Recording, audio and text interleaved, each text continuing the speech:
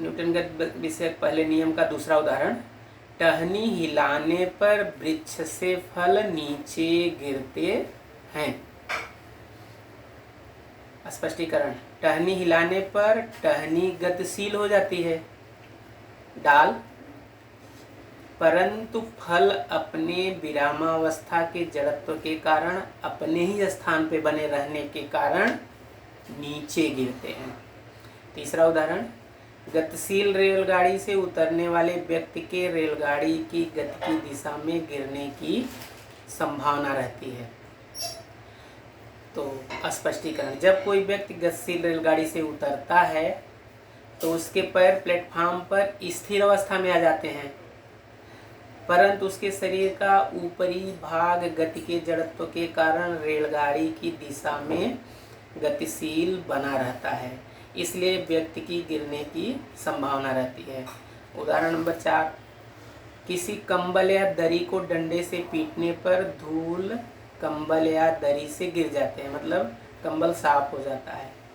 डंडे से पीटने पर दरी या कंबल जो भी हो गतिशील हो जाता है, परंतु उसमें अटके हुए धूल के कण अपने विरामावस्था के जड़त्व के कारण अपने ही स्थान पर बने रहने के कारण उससे अलग हो जाते हैं, मतलब धूल जो है झड़ जाती है।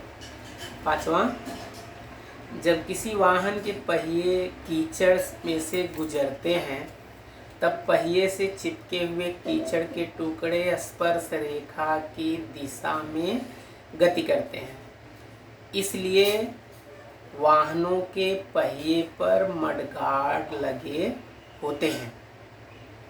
तो जो पहिया है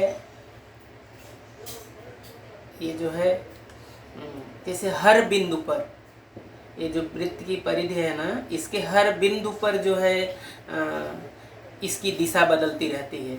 और ये ऐसे देखते हैं, जैसे मान लिया यहाँ पे कोई पिंड है और एक केंद्र है, तो ये त्रिज्या हुई, तो इस पे जो लंब होगा वो इस तरह से होगा।